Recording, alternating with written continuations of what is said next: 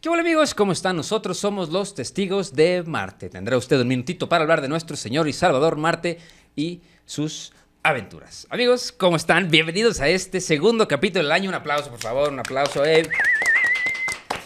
Que aparte el día de hoy estamos de manteles largos porque está aquí nada más y nada menos que si ustedes vienen de Historia para Tontos, seguramente ya lo conocen, una persona a la que yo personalmente admiro muchísimo, Eduardo Osorio. Un aplauso, por favor, un aplauso, eso.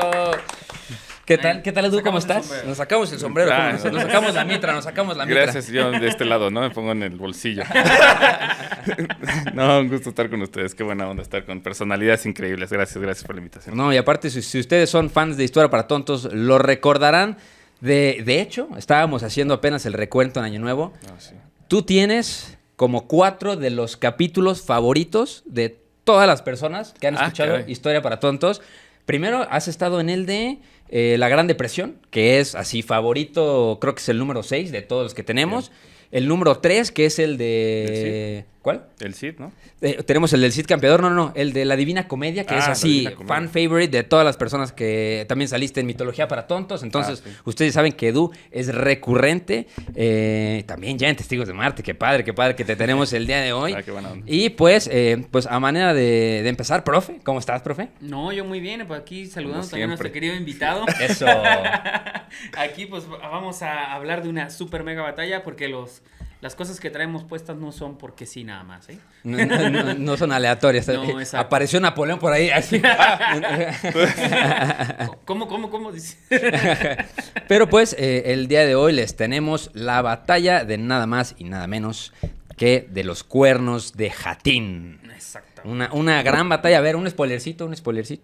Pues digamos La que sinopsis. el fin del reino de Jerusalén. El fin del reino de Jerusalén, ¿eh? Así tal cual. Por eso, con la indumentaria papal aquí estamos Corresponde. muertos de miedo de lo que vaya a suceder. Y no nada más en la batalla del día de hoy, sino también en las noticias. Yo quería platicar con ustedes igual, como antes de empezar, ya saben que nos gusta platicar todo lo que sucede en las noticias. Pues como ustedes sabrán, ICE de nuevo hizo de las suyas en Minneapolis. Sí vieron esa noticia, ¿no? Sí, claro. Sí, por Una supuesto. cosa terrible. Y pues digo, para el que no se enteró, pues algunos oficiales de ICE estaban bloqueando una calle. Una señora quería entrar a su casa, estaba dando una vuelta en U. Le dijo al oficial, oye, ¿sabes qué? Quiero pasar a mi casa, me voy a dar aquí la vuelta. El tipo le dijo, fuck you, bitch. Le disparó 3 veces en la cara. Y después de eso, pues el señor se peló. Y un día después sacaron un tweet en el Twitter de Homeland Security que dice: recordatorio a todos los oficiales de ICE, ustedes tienen inmunidad federal en el desempeño de sus funciones. Cualquier uno que los toque e intente detenerlos u obstruirlos están cometiendo un delito grave y federal. Tienen inmunidad para cumplir con sus funciones y nadie, ni un funcionario municipal, ni un funcionario estatal, ni un inmigrante ilegal, ni un agitador de izquierdas, ni un insurgente nacional puede impedirles cumplir con sus obligaciones y deberes legales. El Departamento de Justicia ha dejado claro que si los funcionarios cruzan esta línea y cometen obstrucción, conspiración criminal contra los Estados Unidos o contra oficiales de ICE, enfrentarán la justicia. O sea, es una declaración de guerra civil, Claro, básicamente. claro. ¿Cómo ven esto? Está No, terrible. Impresionante, ¿no? O sea, que la gente ni siquiera pueda circular en paz, ¿no? O sea, que no pueda defenderse, ¿no? Quedan en un estado de completa indefensión y pues es el abuso del poder en todas Con todas las letras, totalmente. ¿no? Con todas las letras. Entonces, ustedes, si nos están escuchando desde Estados Unidos, también déjenos sus comentarios. Ojalá el Estado de Derecho regrese a lo que sea. Y si no, pues vaya usted a su Walmart más cercano y cómprese un fusil. Porque sí lo va a necesitar. Porque así usted lo va como a necesitar. Bueno, sobre todo si tienen que ir a matar pingüinos allá a Groenlandia. Ah, no, ya no son pingüinos, son osos polares, ¿verdad? Son osos pingüinos polares. están en Chile, en mi tierra, claro. Sí. No confundir. Pero sí, por favor, usted cheque las noticias y pues a manera de introducción al capítulo, como siempre nos gusta leer sus comentarios. Ahorita, como el capítulo pasado, leímos los de YouTube, ahora voy a leer los de Spotify. Dice Alejandro Morales Sánchez, Un capítulo bastante interesante, los escucho mientras trabajo y se me pasa el tiempo rápido mientras aprendo. Muchas gracias, Alejandro, muchas gracias, Alejandro. También Barnaby666 dice, qué gran podcast para los amantes de la historia y en especial la historia militar. Pueden hacer la batalla de Alesia o la noche triste. Sigan así. Gran contenido. Qué chido. Sí, la noche triste estaría muy padre. Buena idea. Claro que Y sí. Héctor Huasca Andrade hace 15 días puso, me encanta su podcast, tienen tanto por hablar y yo por escucharlos. Sigan así, cada cuando subirán capítulos desde la planta nuclear de Laguna Verde. Mira, tenemos... Ese es de Chile. El Homero Simpson. El Homero Simpson, ¿Cómo se llama? se llama Héctor Huasca Andrade. Héctor Simpson. Héctor Simpson escribió rápido con Es sus 3 H. manos. Simpson. H. Simpson con sus 3 manos, ¿no? Y Dale punto Mora dice, soy Janet Mora, tengo 55 y me gusta. Es divertida la historia, aprendo con ustedes y tengo como un año de escuchándolos y me gusta. Bien. Llegó del pasado. Llegó del pasado, claro, ¿cómo? Llegó del pasado, pero qué bueno, seguramente es historia para tontos. Gracias, Dale, te claro, queremos sí, mucho, sí. pero qué bueno, bienvenido a este tu bonito espacio, Testigos de Marte. Se vino con Marty McFly. Se vino con Mike McFly. Y uno más dice... Gerseten Korn Jr. Hola, soy paraguayo, escuchando desde Alemania. Muy bueno el podcast. Vengo de Historia para Tontos. Estaría interesante si hablan de alguna de las batallas de la guerra de la Triple Alianza. ¿Ya ves? Todo el mundo quiere pedir. ¿Ya ves? Pronto viene. Sí, pronto claro viene. que viene. Sí, Pronto sí, viene, sí. pronto a mí. Pues, y ahora sí, empezamos pues con esta terrible batalla. Bueno, todas las batallas son terribles. Terrible depende del bando. Terrible depende del... Bueno, toda la guerra es terrible. Toda la guerra está terrible. Ajá, sí. Bueno, pero antes que nada, los sombreros siempre. Bueno, ya. Ahora entramos en proceso. Entramos en proceso, ya saben que si no entra la... ¿cómo se llama? La serenidad en uno, nos quedamos con los sombreros Bien. todos, ¿no? Entonces, pues ahora sí vamos a empezar con la batalla de los cuernos de Jatín, ¿no? Entonces, yo tengo aquí, pues, el contexto general, ¿no? ¿Qué está pasando, pues, en Tierra Santa? ¿En qué años estamos, Iker? Más o menos. Estamos más o menos, pues, estamos durante el siglo XII, ¿no? Más o menos. Sí, 1100 y cacho. 1100 y cacho, ¿no? Entonces, pues, estaban pasando dos cosas muy importantes por estas épocas. Primero, pues desde la primera cruzada, ya si ustedes que quieren saber qué son las cruzadas, pueden ir a Historia para Todos, ahí tenemos varios capítulos en los que pueden saber qué son las cruzadas, pero desde la primera cruzada, pues los cruzados habían pues fundado ya varios estados en el Oriente Próximo y el más importante de todos, el Reino de Jerusalén, ¿no? Durante décadas, pues este reino sobrevivió no nada más por la fuerza, sino por treguas, tributos y diplomacia con los poderes musulmanes vecinos, ¿no? Pero también, ¿qué pasaba con los poderes musulmanes vecinos? Pues también se estaba unificando por ahí, pues todo... Pues, toda la religión musulmana, ¿no? Durante el siglo XII, el mundo islámico pasa de estar fragmentado a cada vez más unificado, ¿no? Gracias a dos personas muy importantes, Nur al-Din, que sentó las bases de la unidad, y el protagonista de esta historia, el señor Saladino, ¿no? Quien logra unificar Egipto y Siria bajo la misma autoridad. De hecho, por primera vez, los cruzados se enfrentan a un enemigo coordinado y con recursos superiores, ¿no? Y pues, ¿cuál es el problema interno del reino de Jerusalén en estos momentos, ¿no? Pues el reino de Jerusalén, pues estaba profundamente dividido, ¿no? Porque había los otros dos protagonistas de esta historia, el Guy de Lusignan, que era pues un rey muy débil y sin experiencia militar, ahorita les contaré un poquito más de estos personajes, y Rainal de Chatillon, o Ulala, ¿no? El señor de Ultrejordán, famoso por ser agresivo como él solo, ¿no? Entonces, pues, Por ser Reinald, un hijo de su... Por ser un hijo de... Ajá, exactamente. Sí, el profe lo dijo bien. Pues él rompía treguas a diestra y siniestra, atracaba caravanas musulmanas, provocaba... Parido por Marte. Parido por Marte, ¿no? Literal, y provocaba... Parido o cagado. Sí, cualquiera de las dos. También depende. Exacto. Y pues era el provocador número uno de Saladino, ¿no? O sea, para Saladino, Reinald era una excusa perfecta para la Guerra Santa. Dijo... seré muy sereno, porque aparte Saladino, ahorita les contaré, tenía ya su fama de ser el sereno, ¿no? De perdonar casi siempre a los prisioneros de guerra y demás.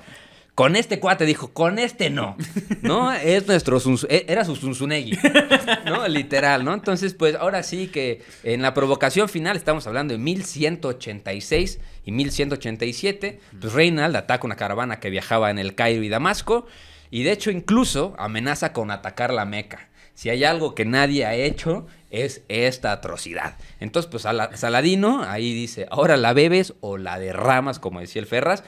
Y ahora sí que exige castigo y el rey cruzado, pues no actúa, ¿no? Entonces, para el mundo musulmán, los cruzados ya no eran nada más invasores, sino perjuros. Ya también estaban ahí, no nada más invadiendo para ganar tierra y recursos, ya estaban ahí como los enemigos de la fe. Exacto. ¿No? Justo. Entonces, pues ahora sí que empieza como esta estrategia de desgaste de Saladino, que eso nos puedes contar también un poquito, ¿no? Tú, Edu. Sí, justamente como decías, ¿no? Porque te referías al rey de Jerusalén y él no hace mucho, ¿no? Pero también hay un contexto detrás de todo esto. El que reinaba en ese momento era Balduino IV. Él era el hijo de Amalrico I de Jerusalén. Habían varios reinos en Jerusalén que estaban reinados y justamente la Segunda Cruzada empieza por la caída de uno de esos reinos. Y pues bueno, él tenía una hermana mayor, Sibila, y una hermana menor que era de otro matrimonio del papá, que se llama Isabel. Balduino, cuando en teoría el papá muere y él asumiría el poder, era menor de edad para esos estándares, ¿no? Menor de edad para esos estándares eran 14 y 15 años. Exacto. Y entonces no podía reinar sin un tutor. Entonces el tutor pues se encarga, ¿no? De todo este movimiento logístico del reino, de mantener un poquito la paz, de mantener cohesido a todos pues, su séquito, ¿no?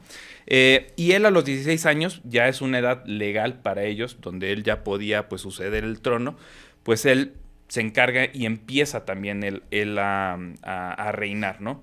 Él tenía una cualidad que era, intelectualmente era muy inteligente, ¿no? Era pues una persona también muy sabia, pues, a sus 16 años, sí. ¿No? Pues es un niño, ¿no? Entonces, como niño reinando, pues parece que es una promesa bastante fuerte para el reino de Jerusalén y para todos los que están bajo su reinado, ¿no? Hay un personaje que sale todo aquí, que es su tutor, Guillermo de Tiro, que en algún momento él nota como que Balduino tiene algún tipo de deficiencia general corporal, donde se da cuenta que el niño tiene lepra, ¿no? Entonces, pues el reino se ve marcado por digamos, este padecimiento que tenía Balduino, y el reino también se comporta un poco como una persona enferma, ¿no? Y a veces muy fuerte, a veces no tanto, y tiene como sus declives y sus momentos brillantes, ¿no? Por otro lado, hay, digamos, un momento clave en la historia de Balduino, que es por eso que Saladino lo respeta tanto, y es por eso también que el mundo musulmán busca como no acercarse mucho tampoco, ¿no? Porque justamente Balduino, justamente le provoca una batalla y un digamos, un declive grandísimo a las fuerzas de Saladino en una batalla, donde él entonces dice, ¿sabes qué? Vamos entonces a tirar para atrás, vamos a reagruparnos y vamos a intentar hacerlo mejor, pero con mejores fuerzas, más unidos, y vamos a mejor hacer una estrategia interna de convencimiento, como decías, de unificación, para entonces hacer más fuerza contra el reino de Jerusalén y contra ahora los que están invadiendo nuestra tierra, ¿no? Así es. Entonces, digamos que este reconocimiento político y la legitimidad de Balduino, pues no está a discusión porque él ya le ganó a Saladino, sí. Una victoria que, por cierto, fue aplastante en su bando y lo que lo hace súper respetado en ese mundo, ¿no? Entonces, el hecho de que fuera también muy firme políticamente, decir, yo los voy a mantener, no me voy a expandir, simplemente los quiero mantener a raya, y pues obviamente, pues es un niño, ¿no? O sea, no hay que perder eso en consideración, ¿no? Pues obviamente también tiene, pues, cierto miedo también de seguir adelante, ¿no? Entonces, él simplemente juega el movimiento de defensa que le permite asegurar que su reino está en paz y prosperidad, ¿no? Él, pues bueno, por lo mismo de su condición, pues él muere a los 24 años y se viene un episodio súper turbulento, donde ahora los personajes que justo nombraste, Guy de Lusignan y Reinaldo de Chatillon, se hacen con el poder. ¿Cómo se hacen con el poder? Porque en realidad Guy de Lusignan se vuelve ahora él el rey de Jerusalén, toma como esposa a Sibila, como que era la hermana, ¿no? Y entonces, su consorte, perdón, y pues justamente toma legitimidad del reino, el poder y su aparente gloria, ¿no? Hasta ese momento. Sí. ¿No? Entonces, bueno, así empezamos, profe, ¿qué te parece? Sí, claro, ¿no? Pues entremos a hablar de los ejércitos de la época, ¿no? Porque hay mucha mitología sobre esto, ya que digamos que me puse en el personaje con el casco, entonces ya como que me voy a meter ahí, me voy a poner mi cruz roja aquí y voy a salir a matar infieles, ¿no? No, ¿qué pasó? Bueno, a ver, en esta época, pues como bien nos han comentado ustedes, chicos, estamos en la medianía de la Edad Media. Va a sonar un poquito poético. Sí, pero el mero medio, güey. el mero Estamos medio. No, de pues la- es que la mitad, literal, Exacto, es la final de la segunda cruzada. Final de la Sí, Segunda Segunda Cruzada, exacto, empezando la tercera. O sea, estamos hablando del periodo como más potente de la época medieval. Entonces, ¿qué tenemos muy presente que tenemos que tener en cuenta? Y esa es una de las razones de por qué, por ejemplo, de lo que mencionabas, Balduino no puede responder ante la petición de Saladino. Pues estamos en pleno feudalismo. Sí. Y cuando hay feudalismo, pues el rey reina pero no gobierna, como dirían nuestros queridos amigos británicos, ¿no? Porque claro, como la política se sustenta en la posesión de tierras, los reyes ceden tierras para que sus señores feudales pues los apoyen, pero no necesariamente los terminan apoyando porque Sí. muchas veces tienen más tierras que el propio rey, ¿no? Este es el ejemplo clásico que vemos, por ejemplo, en esta misma época, un poquito después del reino de Francia, por ejemplo. Claro. La Île-de-France, o sea, lo que ahora es Francia en el siglo XII, siglo XIII, pues era París y los Estaba súper alrededores. fragmentado todo, sí, claro. Exacto, y todos los demás reyes, duques, etcétera, pues tenían más poder que el propio rey de Francia. Pero en teoría todos eran vasallos del rey de Francia. Sí. Ahora, ¿quién le hacía caso? Pues quién sabe, ni el Papa, y eso es muy claro. Entonces, por un lado tenemos el tema político, y en el otro lado tenemos el tema militar. Como no tenemos una estructura jerárquica establecida que permita mantener una logística permanente, las tropas se conforman de forma esporádica. ¿Eso qué implica? Que cada señor feudal tiene que aportar con tropas desde su propio feudo. Y aquí, así como pasa en Europa, pues también pasa en Tierra Santa. Entonces, por un lado, la infantería o todo lo que llamamos como los contingentes regulares son literalmente campesinos o peasants, digámoslo así, ¿no? Gente que con suerte agarró una lanza de repente y lo pusieron ahí porque le dijeron que tenía Ahí que te ir a paras. Exacto, ahí te paras. Ahí te paras. Agarras tu Ahí palo te y párate paras ahí. y te aguantas, que es lo peor, ¿ok? Ahora, ese es un porcentaje alto, pero luego también tenemos una mega élite. ¿Y cuál es la mega élite? Pues los caballeros. caballeros. Los cruzados. Los caballeros son los mega chingones de la época. Estos son una mezcla de Black Ops Tanque. con tanques, exactamente, Spetsnaz Sí, y todo. los que Sí, agarraron sí. a Maduro. O sea, todo junto. Sí, sí, Porque sí. además fanáticos religiosos, o sea, sí, Sí. igualitos. Eso, exacto, sí. ¿Ok? La caballería en la época medieval viene siendo el arma por excelencia. ¿Por qué? Pues porque como las masas de infantería pues son muy poco fiables a la hora de la lucha, entonces lo que necesitas es tener una capacidad militar que pueda derrotar a la infantería rápido, pero que también sea móvil y sea fácil de mantener en este momento, en este contexto. Entonces la caballería es básica en la época, ¿ok? Ahora, esa caballería entonces va a tener una transición desde la época de la batalla de Hastings, que también vamos a ver, en el año 1066, hasta este periodo, o sea, unos 150 años después. ¿Qué ha pasado con la caballería?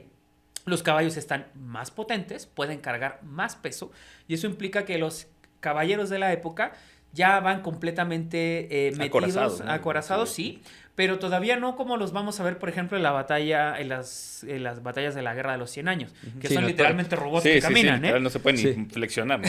Bueno, pero a diferencia del capítulo pasado, evolucionaron bastante los caballos, Ah, por ¿no? supuesto, exactamente. Sí, sí, Mendeleev lo hizo con unos guisantes que no hagan con los caballos. Claro, exactamente. Los caballos de guerra de esta época ya son, digámoslo como se dice en el campo, son caballos percherones. O sea, estos pueden aguantar 100, 150 kilos de peso sin problema. ¿Ok? Ahora, el tema es que para mantenerlos, pues hay que mantenerlos, hay que alimentarlos, hay que cuidarlos. O sea, pues esto es como cuando tú tienes un carro de estos que son de alta gama, ¿no? O sea, para mantener tu Tsuru no necesitas lo mismo que para mantener un Ferrari, ¿verdad? Sí, claro. Bueno, pues es el mismo problema en esta época, ¿ok? Y por lo mismo también, pues el que conduce un Tsuru no va a poder conducir un Ferrari, por más que digamos lo contrario, ¿ok? Porque no sabe ni meter las marchas. Bueno, no saben ni prenderlo. exacto. No sabe ni la gasolina que Para usa. manejarle hay que prenderlo. Exacto. No sabe ni la gasolina que usa, o sea, con eso. No sabe ni cuándo se le cambia la banda, nada. Bueno, en fin. El tema es que con los caballeros es lo mismo, son guerreros de élite, ¿ok? Y cuando se produce la primera cruzada, hasta ese momento, pues los caballeros son los grandes personajes que controlan y gobiernan el estado, bueno, lo que podríamos llamar reinos de la época. Pero cuando se acaba la primera cruzada, pues y se establecen los reinos, Bueno, resulta que los caballeros dicen, bueno, pues yo ya hice mi chamba, me regreso a mi casa, ¿no? Entonces, Sí, ¿quién se claro. va a quedar cuidando esto, no? Y entonces ahí se inventa una figura muy interesante, que es el caballero monje. El bololo. Claro. ¿Cómo es esto del caballero monje, no? El caballero monje, ¿qué es? Pues es un caballero, o sea, un señor noble, que se dedica exclusivamente a servir a Cristo. Ujú. Esos son los cruzados. Los milites Sí. Christi, ¿ok? O sea, son caballeros que se dedican exclusivamente a proteger y cuidar todas y cada una de las reliquias de Cristo en Tierra Santa, ¿ok?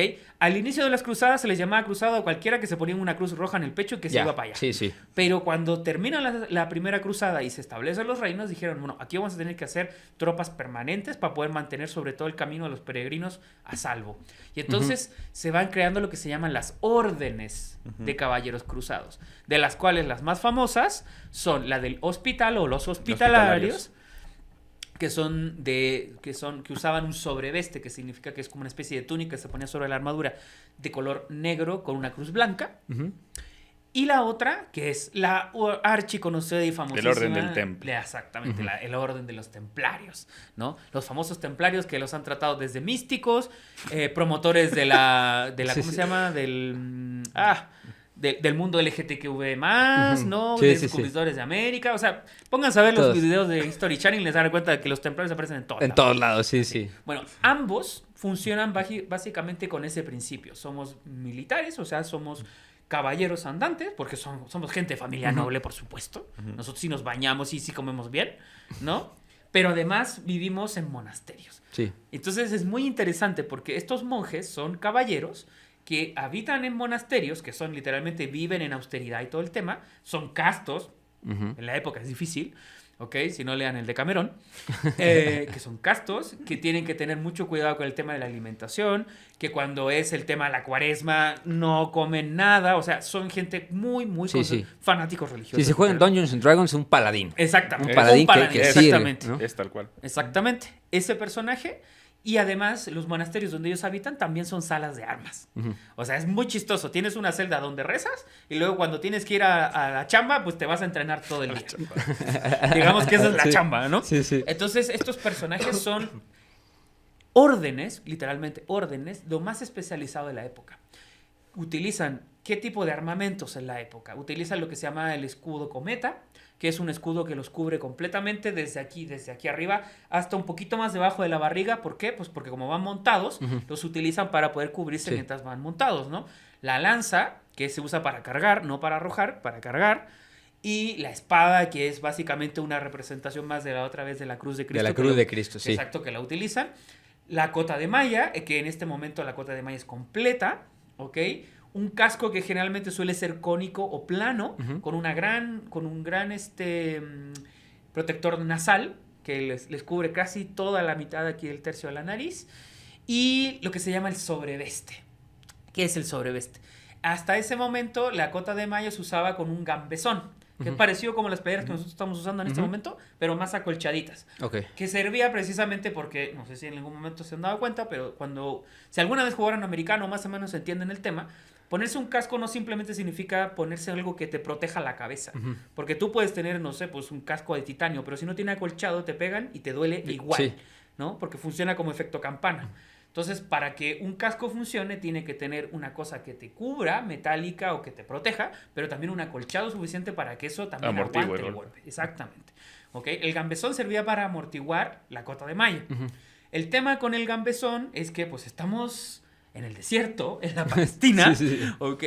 Promedio del verano estamos hablando de 35, 40 grados de 35 temperatura. grados, sí. Como ustedes bien saben, ¿cierto? El metal, sobre todo el acero, pues es uno de los mejores conductores del calor. Ujú. Con un gambesón acolchadito de Sí, algodón. ya nos quiero ver caminando con todo eso, ¿no? O sea, Luego vamos a ver por qué pasa lo que pasa Sí, en la batalla, sí, ¿no? sí, sí. Entonces dijeron, bueno, ¿cómo le hacemos para que no nos caguemos de calor con esto puesto? Entonces se inventa el sobreveste, que es una túnica de lino, que se pone sobre la armadura precisamente para absorber el calor del sol y de esa forma con el sudor y con lo que queda debajito se refresca un poco la armadura.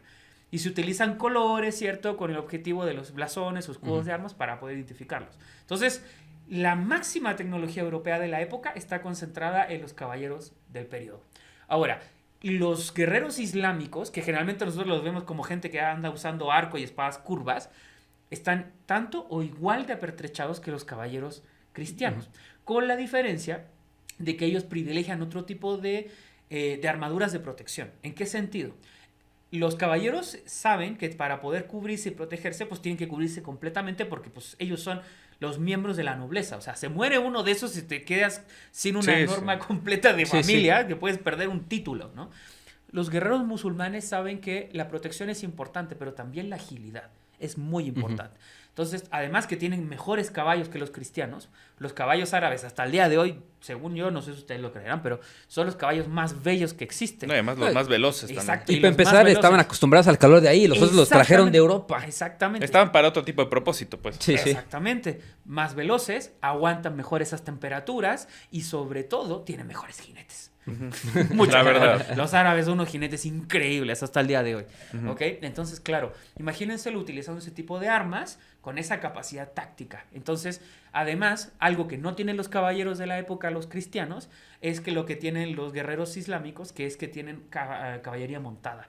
Así es. Volvemos a ver como lo que hablábamos hace tiempo de nuestro amigo el craso error y los partos, usando el disparo parto.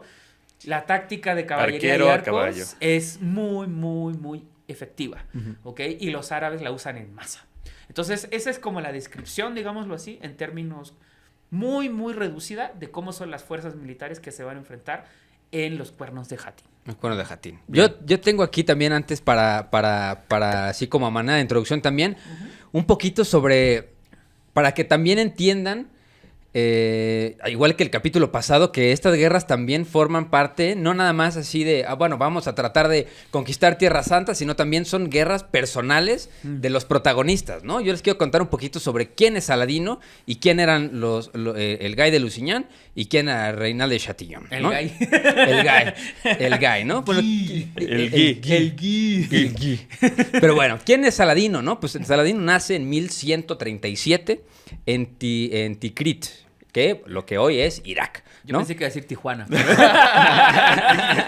Nace en Tijuana. Tenía esas vibes, pero... En El Paso. En El Paso. Claro. En El Paso, bueno, él es de familia kurda, ¿no? Lo educaron en Siria y él se forma bajo el poder de Nur al-Din, ¿no? Quien impulsaba la unificación musulmana frente a los cruzados, ¿no? Entonces, él asciende al poder en 1169, y él lo nombran visir de Egipto.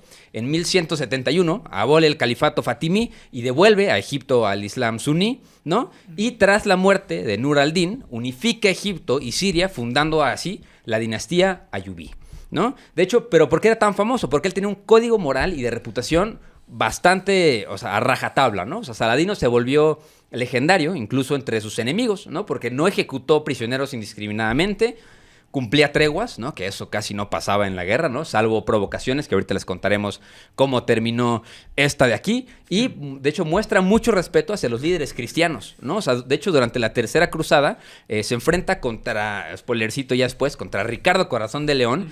De hecho, con quien mantiene una relación de respeto mutuo. O sea, los dos se admiraban mutuamente, ¿no? Y, de hecho, en Europa lo recuerdan como el enemigo honorable. Dicen, este güey, pues sí, era la piedra en el zapato de todos nosotros, pero qué buena piedra era, ¿no? Sí. Casi, ¿no? Claro. Era de obsidiana la piedra. Era de obsidiana. Crack. Guy de Lusignan, o Guy de Lusignan, era ahora sí que el rey sin legitimidad ni experiencia, ¿no? Ese güey llegó, o sea, en términos prácticos, era un rey que no tenía legitimidad sólida ni experiencia militar, y eso, pues, obviamente pesó directamente en la derrota en la cruzada de Hatín. ¿Por qué no tenía legitimidad? Porque, pues, primero no pertenecía a la nobleza tradicional del reino de Jerusalén, o sea, llegó y lo pusieron ahí. Llegó al trono por matrimonio, o sea, como nos contó Edu, cuando se casó con Sibila de Jerusalén, que era la hermana del rey Baduino IV, pues, llegó y se puso ahí, dijo, ahora yo soy el rey de aquí, y a quien no le guste, pues puede lamer la bota, ¿no? Y, pues, de hecho, gran parte de la nobleza local lo veía como un extranjero oportunista y no como un líder natural. O sea, ya desde que llegó ahí, la gente ya no le tenía el respeto que le tenían, por ejemplo, a Saladino, ¿no? Es como lo que se dice un advenedizo, ¿no? Sí, Sí, literal. ¿Y por qué sin experiencia? Porque no tenía historial militar destacado en Tierra Santa, nunca había estado en la zona, nunca había comandado un ejército grande en condiciones reales de guerra y pues dependía de consejeros divididos y muchas veces de figuras más agresivas como Reinald de Chatillon. Ahorita les voy a contar quién era este segundo personaje. Pues el Reinaldo... El fue Reinaldo para los cuates. el Reinaldo para los cuates. Reinaldo, Fichita, el Reinaldo. Fichita, el Sí, Reinaldo, sí, ¿no? sí. Fue uno de los personajes más violentos, provocadores y desestabilizadores de las cruzadas, ¿no? O sea, para entender Jatín, tienes que entender al tal Reinaldo, ¿no? Pues Si odian a alguien, póngale Reinaldo. Sí. Sí, no, que aparte es nombre. Sí, Reinaldo, nos estás escuchando. Eres odiado. Eres odiado, Tu ex ¿no? te dijo que te odiaba. Te damos el recado. ¿De dónde venía este carnal? Pues era un noble francés de bajo linaje, no tenía mucha herencia, ¿no? Llega a Tierra Santa buscando gloria, poder y botín, ¿no? Igual lo ascienden por matrimonio porque se casa con Constanza de Antioquía, lo que lo convierte en el príncipe de Antioquía y pues gobierna con brutalidad, mano dura y diplomacia, y sin diplomacia, perdón. Entonces, pues este era un güey que rompía las reglas, ¿no? Reinaldo se ganó la fama por primero atacar territorios en tiempos de tregua. Eso no se perdona. No es como en el anime, güey. No puedes pegarle al otro cuando se está transformando, güey. ¿No? Tienes que seguir las reglas. O pues. cuando se pone la armadura, claro, como los caballeros del Zodiaco. Ajá, ¿no? justo, güey. Cuando se está transformando de los Power Rangers en el Zorg, no les puedes pegar, deja que se transforme y ya después le pegas, güey. ¿No? Este güey no seguía las reglas, ¿no? Torturaba y sacaba sin distinción, e ignoraba los pactos diplomáticos. También parte de esto es que pensaban que tenían el cielo asegurado, ¿no? De que, bueno, yo estoy peleando la guerra de Dios, no importa si peco porque me lo van a perdonar. Ajá, ¿No? claro. Eso era parte también de por qué las cruzadas fueron cosas terribles, porque pues cuando tienes a Dios de tu lado, ¿quién contra ti? No, y además eso estaba establecido porque su santidad Urbano II lo había dicho. El Claro. que Dios lo quiere y si el que te vas para allá, pues te salva todos los pecados, mano. O sea, Estás completamente perdonado. Sí. claro, Justo. o sea, está justificado legalmente. Entonces, yo pues, lo creería también en su época. Sí. Entonces, pues, de hecho, o sea, hizo una provocación imperdonable, ¿no? O sea, desde su señorío en Ultrejordán, que es lo que hoy es Jordania, ataca unas caravanas musulmanas en el Cairo y Damasco, planea ataques navales en el Mar Rojo y amenaza directamente a la Meca, como les conté hace ratito. Y esto, pues, para el mundo musulmán, Reinaldo ya no era un enemigo político, ya era un criminal religioso, era el enemigo a vencer, ¿no? Así es, Y claro. de hecho tuvo que pagar el precio de la provocación, ¿no? Porque tras de la derrota de la Cruzada de los Cuernos de Jatín, capturan, bueno, el spoilercito, lo terminan capturando y Saladino rompe casi su El moral protocolo. islam, rompe el protocolo y lo ejecuta, pero dice, ese güey no tiene perdón de nadie, y mío menos. Sí. Y va y... Nomás le faltó miarlo, pero sí. Sí, literal. literal. Entonces, o sea, fue un castigo muy personal y simbólico, ¿no? Así es. Entonces, pues ahora sí podemos empezar a platicar de cómo fue que llegaron los cruzados a este lugar, ¿no? Bueno, pues les cuento para que el profe se encargue de contarles la batalla encarnizada y y muy desventurada para los cruzados. Pero bueno, primero describirles un poquito sobre el tema de logístico y por qué la logística era tan importante en este momento. Como justo decías, profe, estamos en medio de Palestina, ¿no? Un territorio semidesértico y en partes desértico, donde la presencia de mover a un ejército tan grande en esas condiciones que decías, con ese equipamiento, por los cuerpos de agua era vital. O sea, Sí. tú no sacabas el ejército por un cuerpo de agua, era un ejército que estaba condenado a morirse solo, Sí. ¿no? Hay un concepto que se llama War of Attrition o guerra de desgaste, ¿no? En la teoría moderna en cuanto a la guerra, que es literalmente, como dicen en el fútbol, perder el partido en el autobús, ¿no? Sin jugarlo todavía, ¿no? Como el Todavía Cruz no- Azul, ¿no? Así. Sí. Ándale, sí, Bueno, sí. ellos no vamos a entrar en No vamos a entrar problemas. en tema. Pero el caso es que Pero sí, sí es verdad. más o menos por ahí. El caso es que uno de los principios ignorados por Guy de Lusignan es este principio, ¿no? Porque, pues como dices, no tenía ninguna experiencia militar en ese sentido y entonces él tenía, por así decirlo, estos varones templarios de otros reinos, como decías, profe, justo que le daban como consejo, ¿no? Y ellos ya estaban ahí, ellos vivían ahí, ellos sabían qué tenían que hacer, ¿no? Y entonces Guy dice, ok, ¿saben qué? Están estos cuates unificándose en algún lugar, vamos a intentar interceptarlos, vamos a intentar a tomarlos, pero pues siguiendo un poquito el consejo. ¿Qué pasa? Reinaldo de Chatillon tiene una de sus propiedades que es justamente está en Tiberíades, ¿no? Justo en el mar de Galilea, ¿no? Y Saladino sabe que entonces va a atacar al enemigo número 1, ¿no? Y de provocar al enemigo número 1 va a ser que el enemigo número 2, que es Guy de Lusignan, rey de Jerusalén, iba a responder, ¿no? Entonces, sitia a Tiberíades. De Tiberíades le dan el mensaje a Reinaldo Chatillon: hey, nos están atacando, por favor vengan y ayúdenos. Pasa el mensaje y de alguna forma Reinaldo logra convencer a Guy de Lusignan en contra de todo el consejo de todos los varones que dijeron: hey, espérate, deja que la tomen. O sea, la ciudad es irrelevante en comparación con la gema que tenemos nosotros aquí. Nosotros podemos defender esta posición. Esa no, pero esta sí, ¿no? Reinaldo lo convence y dice: ¿sabes qué? Pues vayamos y encontremos con los infieles y liberemos a... Ya, güey, ya. Era el diablito, el Reinaldo era el diablito, ya, güey. por favor. Ya, por favor. Exacto. Ya, por favor. Entonces dicen: bueno, pues ahora vamos a reunirnos todos en un solo lugar de todos los reinos que estaban, que sobrevivían, obviamente, porque eran 4 y uno ya no estaba, ¿no? Pero dicen: vamos a encontrarnos en el fuerte de Seforias, o Seforiades, y de ahí, pues, marchamos directamente hacia Tiberíades, ¿no?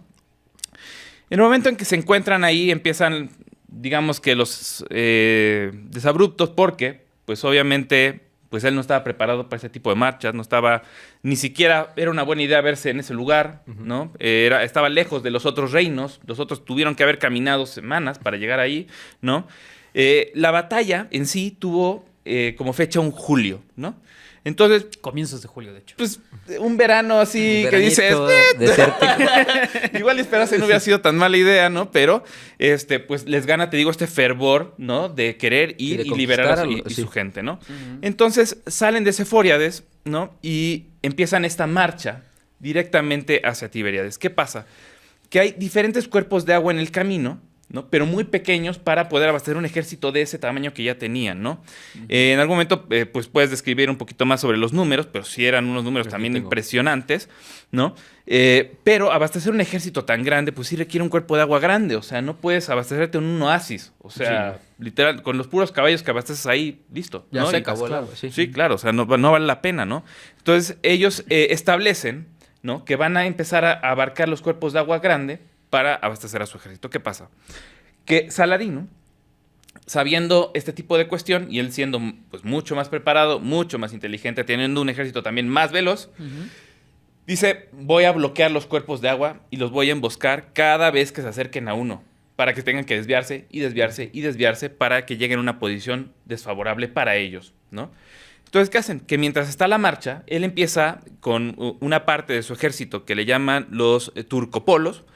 Estos turcopolos, pues, eran de estos ejércitos turcos que eran caballería muy, muy eficiente, ¿no? Arqueros a caballo, y empiezan a diezmar las líneas traseras del ejército de Guy, ¿no? Entonces, ¿qué pasa? Que el ejército, pues, por la parte de adelante va bien, se va abasteciendo, pero les corta la línea de abastecimiento, ¿no? O sea, ya no pueden reforzar el ejército porque ya no pueden llegar ni siquiera a las provisiones. Entonces el ejército se empieza a diezmar conforme va avanzando en este calor abrasador, y empiezan a pasar semanas, hasta que llegan a julio, y ellos dicen: ¿saben qué? Hay una posición ventajosa donde nos podríamos, digamos que quedar un poco, que es justo la meseta de los Cuernos de Jatín.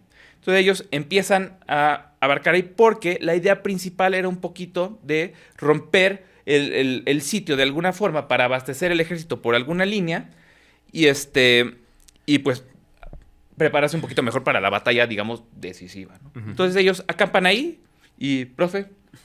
Sí, mira, yo aquí tengo cuántos eran, nada más. Va, échale. Mira, el ejército cruzado, estamos hablando del reino de Jerusalén, estaba al mando del señor Guy, ¿no? Guido para los cuates, ¿eh? Guido para los cuates y el Reinaldo para los tepalcates, que eran los mastres templarios y hospitalarios. Tenían un tamaño aproximado de entre 15 y 20,000 hombres, ¿no? De hecho, incluía la mayoría de la fuerza militar disponible del reino. O sea, eran todos, ¿no? Las particularidades clave que tenían ellos eran que, justo como dice Edu, bien importante, si el cuerpo humano, los humanos no nos podemos acostumbrar a dos cosas, a no comer y a no tomar agua, ¿no? Las particularidades clave eran humanos, ¿no? Dependían totalmente del agua, tenían ejército. Agüita, tomen agua. Toman agüita, exacto, tomen agua, por favor. Era un ejército muy pesado, tenían armaduras, caballos grandes, movimientos lentos, así como nosotros que estamos tomando agüita, saludcita, saludcita, y sin control de pozos y ni manantiales, ¿no? Tenían como la caballería como su arma decisiva, ¿no? Que era de hecho su núcleo, era el núcleo de su ejército, eran caballeros pesados y pues atacaban frontalmente, ¿no? Y pues de hecho tenían muy poca flexibilidad táctica, eran muy difíciles de regruparse y tenían problemas de mando y coordinación, pues porque ya sabemos que si las cabezas no se ponen de acuerdo, pues menos se van a poner de acuerdo los soldados de a pie, ¿no?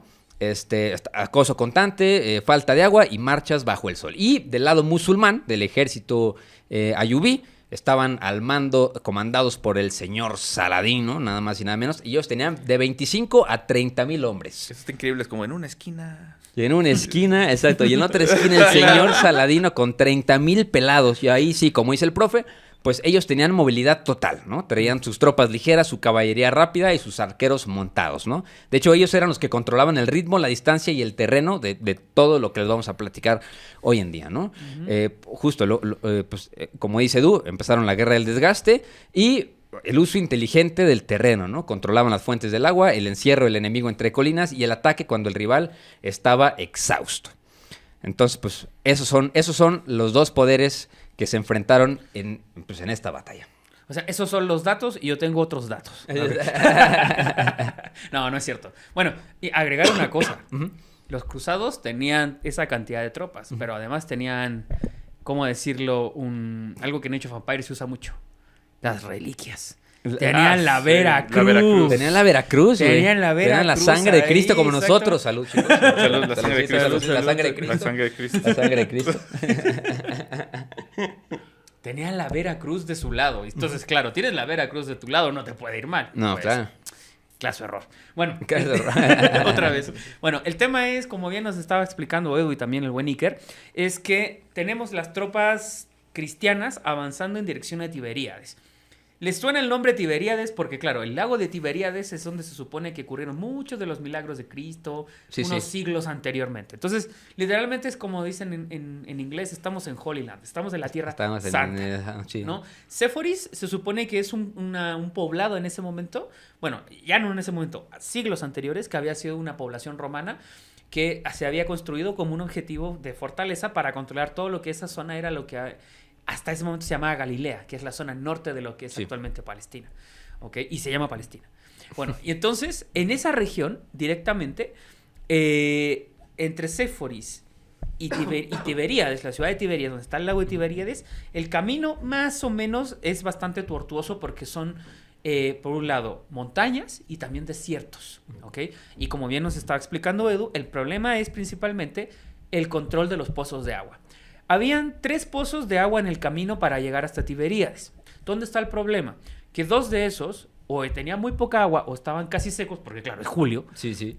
Y el otro problema es que no sabían si estaban o no contaminados. Porque claro, aquí la guerra también es bacteriológica. Sí. ¿Ok? Entonces, ¿qué pasa? Cuando la columna, tenemos que pensar, son alrededor de 20,000 hombres. ¿Ok?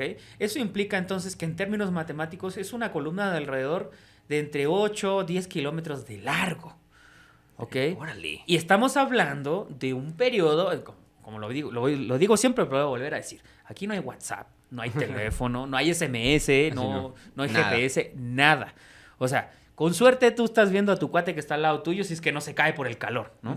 Y más atrás ahí ves la cola que se va para atrás, hasta atrás. 8 kilómetros para atrás. Sí, Exacto, 8 kilómetros para atrás. Entonces, ¿qué pasa? Saladino se da cuenta que las otras posiciones donde hay agua es precisamente sobre las montañas, entre las montañas. Y una muy buena está precisamente en la posición de Jatín y la otra está en Tiberíades directamente. Entonces, ¿qué ocurre? Cuando las tropas cristianas salen de Séforis en dirección hacia la dirección, hacia liberar a Tiberíades, no solamente lo que hace Saladín es cortarles, digamos así, irles destruyendo a la retaguardia, sino que también hace otra cosa que es todavía más genial y cruel a la vez. Sabe que no tienen agua, entonces hace que sus tropas, sus caballos, sobre las montañas, les pongan abrevaderos y el agua que no toman la avientan montaña para abajo, para que los cruzados la vean como cae por la montaña. No, bueno. Y por si esto fuera poco, mientras van avanzando, sobre todo en la noche, hacen chillidos y movimientos y morisquetas alrededor del campamento de los cruzados para que no duerman, cabrón. Lero, lero, Sí. lero, Y en la lero. mañana, durante el mediodía, agarran bosques y madera que esté seca, Ah, sí. prenden claro. el humo y lo dejan alrededor de las montañas para que el humo baje al valle y vayan, perdón la expresión, cagados de calor y además ahumados, cabrón. Es como cuando en el No, pues, meme ese... imagínate, tienes que tomar cómo sientes la boca. No, sí, imagínate exacto. Como afuera del Senado que estaban las señoras quemando chiles, güey.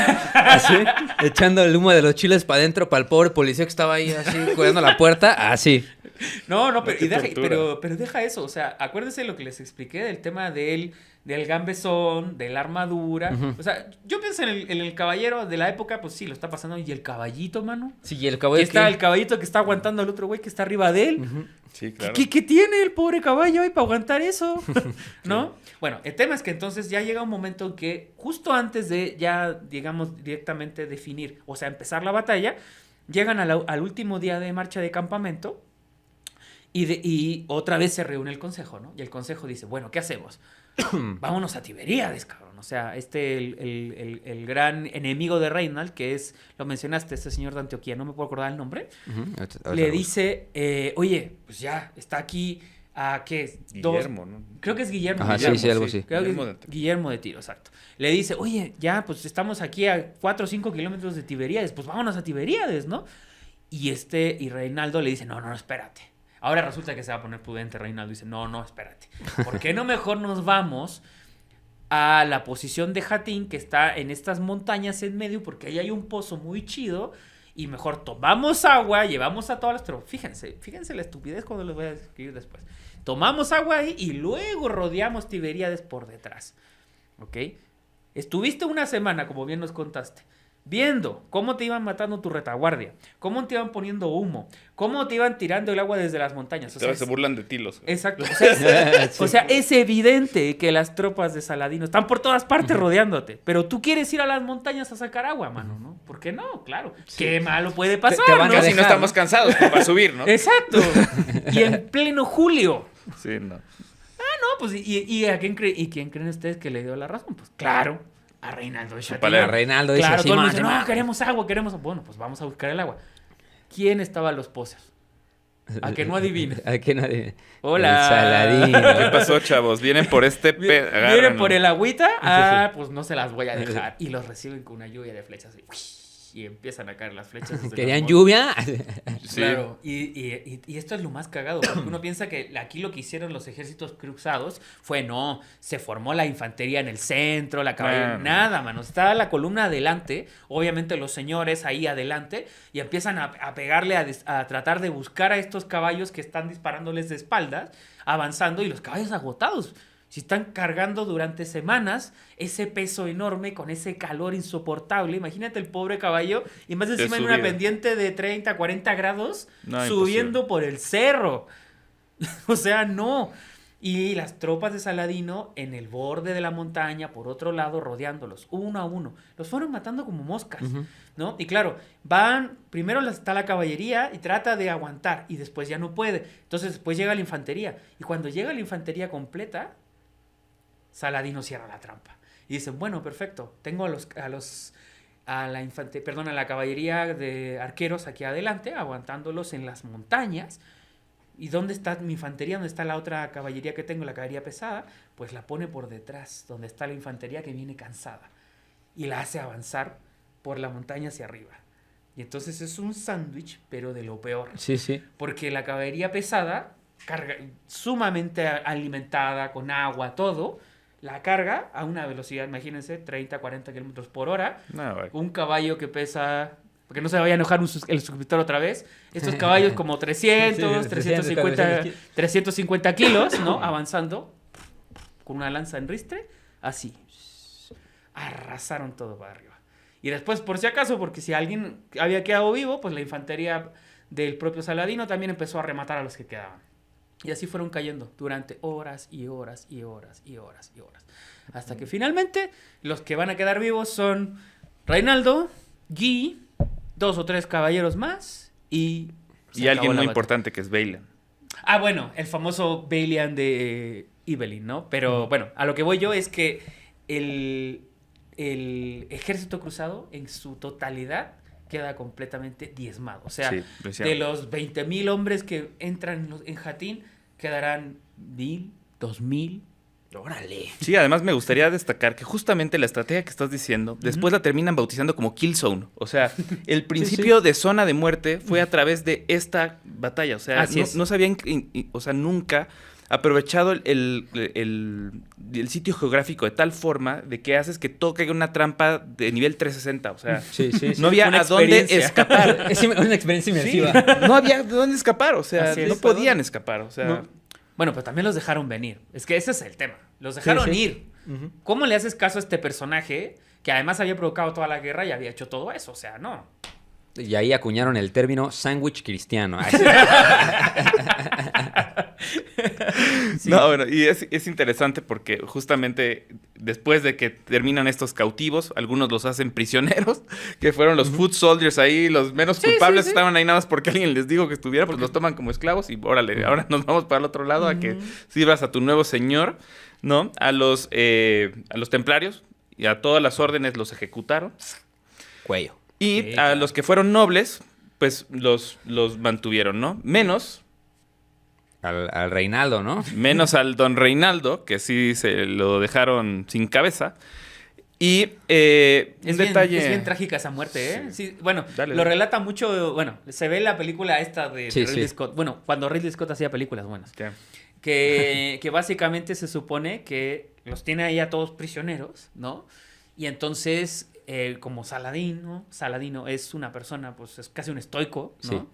Pues le da una copa de agua a Guy para que la tome. Que ¿no? por cierto, la muestra de darle la copa de agua era decirle que lo iba a dejar vivir. Exacto, exactamente. Eso es un código protocolo de la época.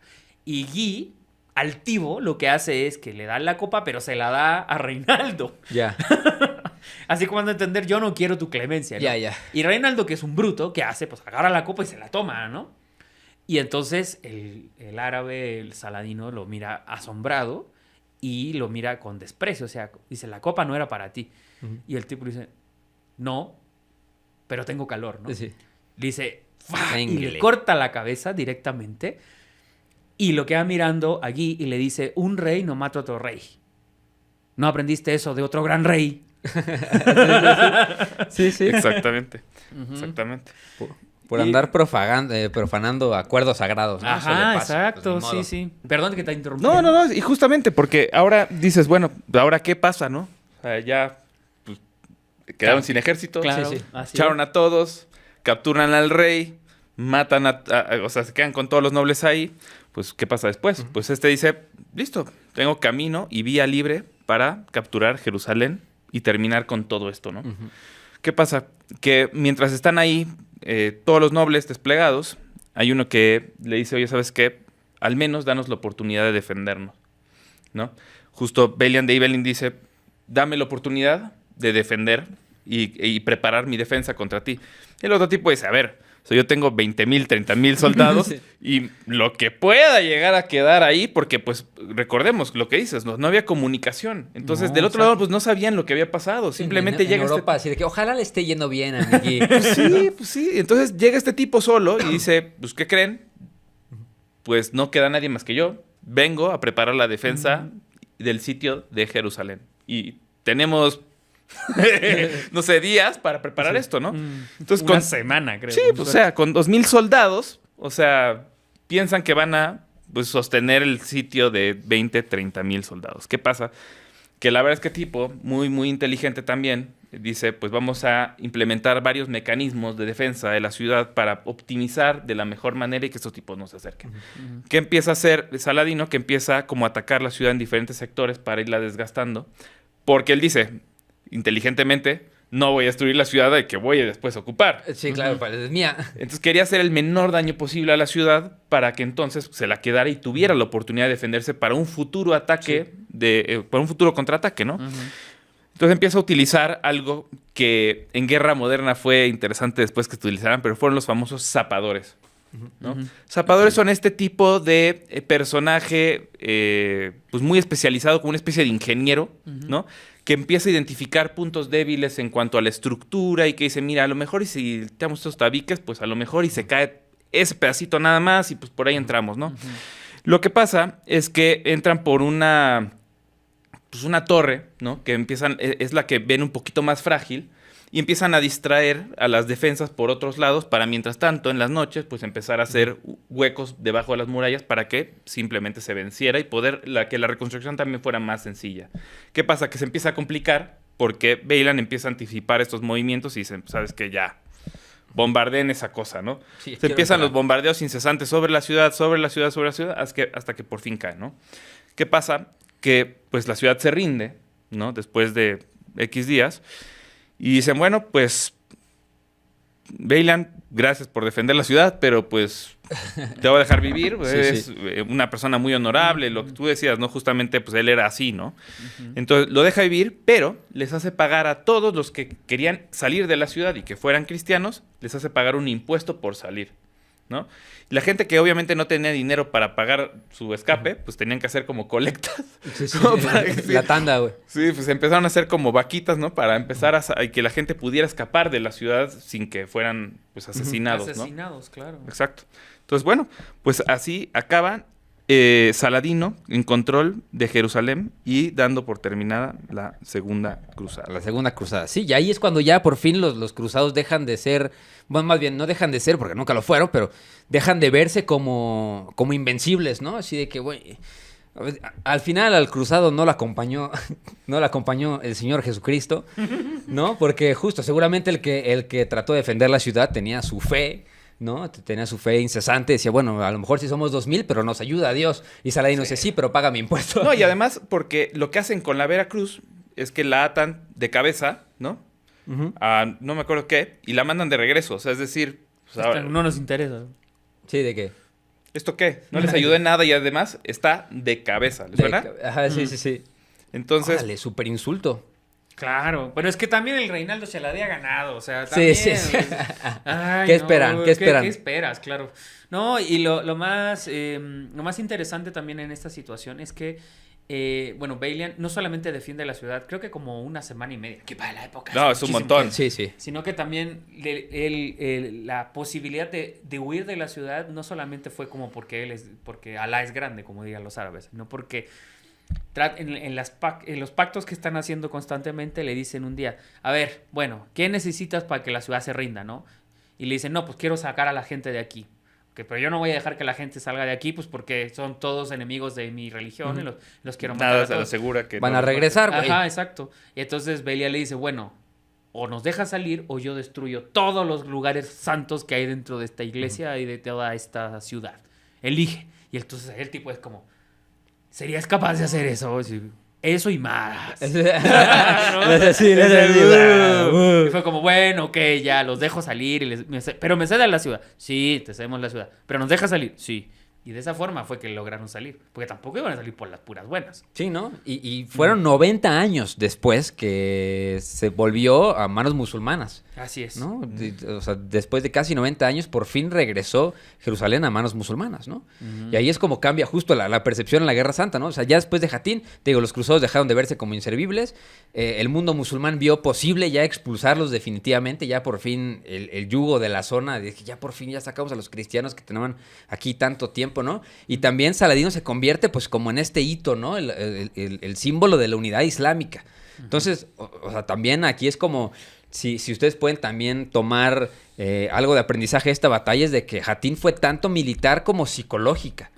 ¿No? O No, y religiosa también. Y religiosa, claro. Entonces reconfigura también el poder del Medio Oriente completo, ¿no? Entonces se configura el poder ayubí, ¿no? La diplomacia sustituye la expansión de la cruzada Y las cruzadas empiezan también una fase defensiva. Ya después de la tercera, cuarta y quinta cruzada ya no fueron lo mismo que la primera y la segunda, ¿no? Ya la cuarta fue la de los niños. Ya mandaron a puros- la cuarta fue la que conquistó Constantinopla. Sí, ¿Sí? correcto. Sí, eso Ahí- ya dejó... Ya, cerró ese- la puerta completamente a Claro, cualquier tipo ¿no? de intento. De intento. Los venecianos ahí que se hicieron famosos saqueando Así es. Constantinopla. Hablaremos en algún momento de eso. Agarremos, sí. Pero El asedio estaría bueno. Ajá, sí, sí, sí. el asedio, pues sí, pero ahora sí, pues con esto damos concluido pues la batalla de los cuernos de Hattin con el Saladino. Si a ustedes les gusta Age of Empires, creo que ¿en cuál es? Sí, en la el 2, la ¿no? campaña de Saladino de Age of Empires 2, ahí lo pueden jugar perfectamente, está buenísima. Que es una que entras y luego todo el mapa se convierte rojo, me acuerdo así. Sí, buena, sí. Sí, bueno, y las otras referencias también que están en la película esta de Kingdom of Heaven. The Kingdom of Ridley Heaven Scott. de Ah, Ridley Scott. peliculón, yo lo podría ver 1000 veces. Sí, Sí. claro, yo la vi en el cine, así que eso es Órale, una delicia. increíble. Sí, soy más viejito que ustedes, lo sé. Pero también quería dar unas recomendaciones. unas recomendaciones. Sí, Ya sí. saben que yo siempre me gusta, esto no es el podcast de Zunzunegui, aquí tenemos datos reales. Datos y fiables. reales y fiables, sí, sí. Ok, entonces, por ejemplo, si quieren entrarle a la documentación, digamos, tradicional, o sea, lo más antiguo que se está escrito sobre los relatos de la batalla de los cuernos de Hattin, lean el Re Militari de Ernul, así se llama el escritor medieval, Ernul, ¿ok? Ahora, si quieren ver los testimonios árabes, pues ahí está precisamente lo que mencionabas del hijo de Saladín, Ujú. que voy a tratar de pronunciarlo bien, ¿eh? Se llama Imad ad-Din al-Hassami Baha ad-Din af-Sadat. No lo voy a Mejor de lo repetir. que esperabas. No lo voy a repetir. No lo hagas 2 veces. No lo voy a repetir, ¿ok? Ahora, de estudios actuales, bueno, ni tal actuales, pero tradicionales dentro de lo que es historiografía militar, Ujú. que han investigado este tema, el clásico es de Steve Runciman, que escribió una historia de las cruzadas, en donde hay un capítulo completo sobre la batalla de los cuernos de Hattin. Estamos hablando de un texto de los años 50, 51, 52. Luego, lo más modernito que encontré es un señor que se llama John Frames, que escribió un texto que se llama Give the Lie to the Devil, The Battle of Hattin, del año 2023, que básicamente pues lo que trata no es solamente de relatar la batalla en términos tácticos, que eso ya más o menos nosotros hasta ya lo hicimos, sino ver precisamente, como bien decía, así que el tema de las consecuencias a nivel geopolítico que implicó todo esto. ¿Ok? Y también una síntesis que siempre recomiendo mucho, sobre todo a la gente que le interesa más ya no en inglés, no que hablamos español, ¿no? Como la playera ahí de Ningún good morning, ningún goodbye. Exacto, Aquí ¿no? hablamos español. ¿Cómo se llama de Juanes ahí, no? ¿Se habla español? ¿No? Bueno, en el caso del profesor Fernando Quesada, pues uno de los catedráticos Duro, de la duro el universidad señor ahí, Fernando Quesada. exacto, de los catedráticos ahí de la Universidad Complutense de Madrid, que en la serie de conferencias que hicieron sobre las batallas de la Edad Media, hay una específica que dura casi 2 horas, pero es buenísima, muy detallada, que la pueden pasar a ver también. Bueno, vean esta primero, después esa. Esta duró una hora, Ahí Ajá, va. exacto. Que se llama precisamente así La batalla de los cuernos de Hattin, que también es una muy buena, muy buen espacio donde podemos entrarle a estos temas si les quieren mayor profundidad. Y en mi caso, pues si son muy visuales, pues hay Gustave Doré, justamente Sí, hace sí, unas sí. ilustraciones increíbles, o sea, tiene libros ilustrados por él muchísimos, que la verdad son súper gráficos y la verdad es que tienen una manera de representación bastante oscura y muy interesante, así que les los Y recomiendo mucho. los van a ver aquí en pantalla, que justo hablamos de él en el capítulo de la Divina Comedia, que también es el que ilustra, crack, ¿no? es un Es el que ilustra todo, bueno, es el que se sacó ahora sí del fundillo la idea moderna del infierno, el güey la dibujó. ¿No Entonces- fue Dan Brown? Y yo tengo aquí también, justo como dice si les gusta, si son más audiovisuales, ¿no? Obviamente vean la Kingdom of Heaven del 2005, el de Ridley Scott. También hay varias series, ¿no? La de Nightfall. Claro, la- Nightfall, La, tienes toda batalla la que razón. justo no se ve completa la batalla, pero también, o sea, explican parte, la una caída del reino de Jerusalén. Y también hay una serie documental que se llama Crusades. Y The Crusades, o sea, The Crusades y The Crusades. Hay dos series documentales muy importantes que hablan justo de la batalla de los cuernos de Hattin. Súper. Muy bueno, muy bueno. Oigan, pues qué padre capítulo. La verdad, qué bueno que viniste, Edu.